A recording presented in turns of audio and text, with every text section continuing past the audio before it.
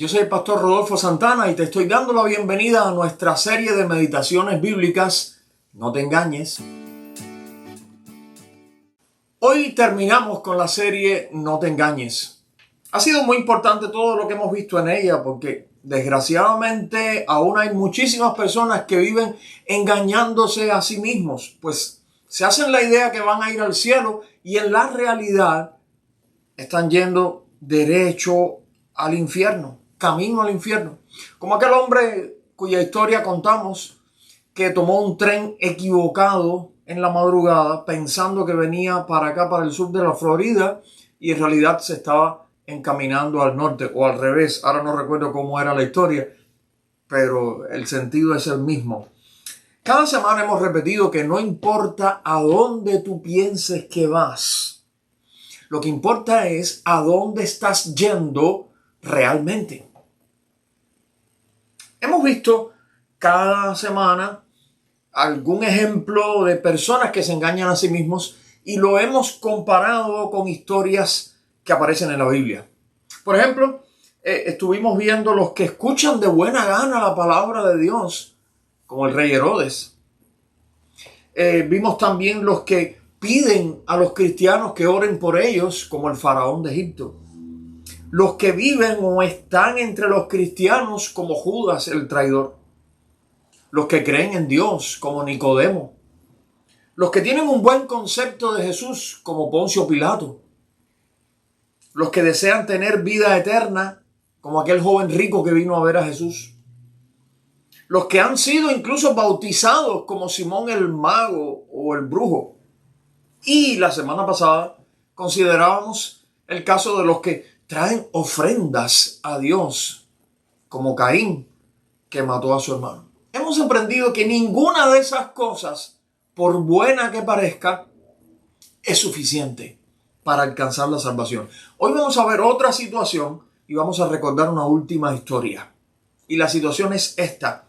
Tal vez tú haces largas oraciones. Tal vez tú eres una persona religiosa, crees en Dios y oras a Dios. Es más, quizás te caracterizas porque haces largas oraciones. Te parece que tus oraciones son muy destacadas y que Dios va a tener en cuenta eso y que por esa razón te va a dar entrada en el cielo. Pero no te engañes. Eso mismo pensaban los fariseos de la época de Jesús. Recuerda que los fariseos formaban una especie de secta hiper religiosa.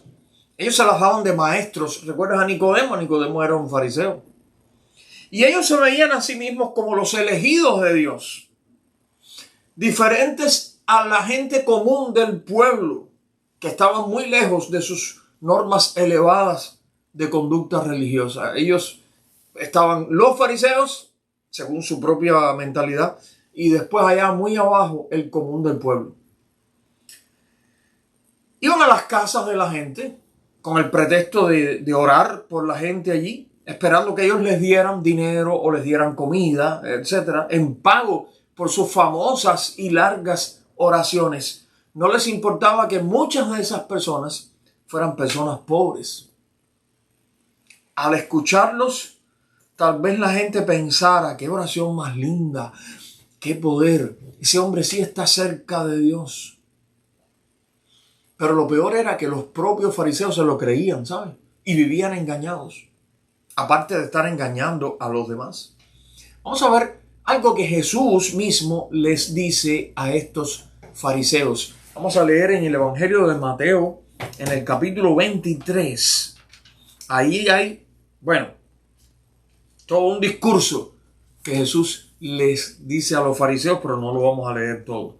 Vamos a leer solo algunos versículos. Mateo capítulo 23 y vamos a estar leyendo ahora versículos 13 y 14. Versículos 13 y 14. Jesús les dice: mas ay de vosotros, escribas y fariseos hipócritas, porque cerráis el reino de los cielos delante de los hombres, pues ni entráis vosotros ni dejáis entrar a los que están entrando. Ay de vosotros, escribas y fariseos hipócritas, porque devoráis las casas de las viudas y como pretexto hacéis largas oraciones. Por esto recibiréis mayor condenación. Y en los versículos 27 y 28, ahora mismo allí, dice: ay de vosotros, escribas y fariseos hipócritas, porque sois semejantes a sepulcros blanqueados, que por fuera, a la verdad, se muestran hermosos, mas por dentro están llenos de huesos de muertos y de toda inmundicia. Así también vosotros, por fuera, a la verdad, os mostráis justos a los hombres, pero por dentro estáis llenos de hipocresía e iniquidad. Wow, palabras fuertes de Jesús hacia los fariseos. ¿Te fijaste cómo dice que hacían en las casas de las viudas? Dice que se devoraban las casas de las viudas. Porque llegaban allí, tú sabes, ofreciéndose para orar por ellos. Imagínate, ellos sí estaban cerca de Dios. Y entonces, para orar por aquellas viudas pobres, y ellas, pues les daban lo que tenían y lo que no tenían. Otras veces hemos hablado de la situación de las viudas en aquella sociedad. Eran personas que, como mujeres al fin, en su juventud, tenían que depender de sus padres. Y una vez que se casaban, dependían de sus esposos. La gran mayoría de las mujeres no tenían un medio de vida propio. Y si su esposo fallecía y ellas quedaban viudas, quedaban sin amparo de ningún tipo, a no ser que sus hijos fueran grandes, hombres ya, y pudieran ayudarlas a ellas. O si ellas eran suficientemente jóvenes, su esperanza era volverse a casar para que entonces su nuevo esposo la sostuviera. Pero muchas veces había viudas que quedaban con hijos pequeños o sin hijos y quedaban, pero en la más absoluta pobreza. Ahora imagínate una mujer así, en esa pobreza tan grande, y que llegue este fariseo aparentando ser lo más religioso que hay, lo más cerca de Dios que hay. Vengo a orar por ustedes. Probablemente aquella viuda los dejara, porque ¿qué otra esperanza tenía? Pero después, ¿con qué le pagaba a este hombre? Por eso dice, devoran las casas de las viudas. Quizás la gente los recompensara por aquellas largas oraciones, pero ¿qué recibirían de Dios? Dice, por esto recibiréis mayor condenación. Mayor condenación. Condenación normal, porque en realidad en el fondo ahí ellos eran pecadores y estaban haciendo el mal. Pero mayor condenación porque aparentaban ser una cosa que no eran, solo para obtener beneficios. Jesús los califica repetidas veces con la palabra hipócritas. Hipócrita es una palabra, bueno, en español, pero viene del griego. Viene de una palabra que se usaba muy antiguamente en el teatro griego. Así designaban a los actores del teatro clásico griego. Eran actores que normalmente salían a escena detrás de una máscara. Estas máscaras que tal vez tú las has visto como símbolo del teatro en algún lugar. Unas máscaras muy simples, pero que si eran usadas para la comedia, tenían entonces una boca así. Y si eran usadas para la tragedia, tenían una boca así. El asunto es que los actores simplemente se ponían esa máscara y así hablaban. Y si era una comedia, se ponían estas máscaras alegres. Y no importaba la cara real que ellos tuvieran, no importaban los sentimientos reales que ellos tuvieran en ese momento. No importaba, porque tenían una máscara. Y si era una tragedia, lo mismo. Se ponían aquella máscara triste así. Y ya no importaba lo que ellos realmente estuvieran sintiendo. La máscara decía lo que había que decir. Y con el tiempo llegó a usarse la palabra hipócritas para las personas que su vida era una pura actuación. No era la realidad. Lo que ellos aparentaban ser no era la realidad. Era toda una actuación, era toda una máscara. Y Jesús usa ese calificativo varias veces en contra de estos fariseos. Qué cosa tan tremenda. El pueblo mayormente los tenía en alta estima a los fariseos. Pensaban que estos fariseos eran el modelo, el patrón, el estándar más alto de lo que era ser religioso. Y entonces viene Jesús y les dice, ustedes lo que son unos hipócritas. Unos hipócritas, unos actores. Lo que tienen es una máscara. De hecho, los compara. En el versículo 27 leímos con unos sepulcros, unas tumbas que han sido blanqueadas. Imagínate unas tumbas allí que les han dado una pintura, aunque sea de cal, pero blanquita allí, se ve todo blanquito. Pero si a alguien se le ocurre destaparlo, adentro, ¿qué es lo que habrá? Dice ahí, llenos de huesos de muertos y de toda inmundicia. Y Jesús le está diciendo a los fariseos, ustedes son así. Por fuera ustedes se muestran justos a los hombres. O sea, se muestran correctos, se muestran como deben ser, por fuera. Pero por dentro están llenos de hipocresía e iniquidad. Iniquidad es maldad, iniquidad es pecado, iniquidad es ir en contra de la ley de Dios. No sé qué tú piensas, pero no sé cómo pensaban los fariseos, pero Dios no se impresiona por nuestras apariencias. Dios no se impresiona por una máscara que nosotros podamos ponernos. Dios se fija en lo que hay en el interior. De hecho, así lo dijo una vez el profeta Samuel aquí en la Biblia. Dios no mira lo que miran los hombres, porque los hombres miran, dice Samuel, lo que está delante de sus ojos, pero Jehová mira el corazón. Finalmente vamos a leer el veredicto que Jesús dio a estos fariseos en el versículo 33. Repito, estamos en Mateo 23, versículo 33. Jesús les dijo, serpientes, generación de víboras, ¿cómo escaparéis de la condenación del infierno? ¿Cómo van a escapar? ¿Cómo planean escapar? Está diciendo Jesús que con toda su religión y todas sus oraciones, lo que venía para encima de ellos era la condenación del infierno. Y les está preguntando, ¿cómo ustedes van a escapar?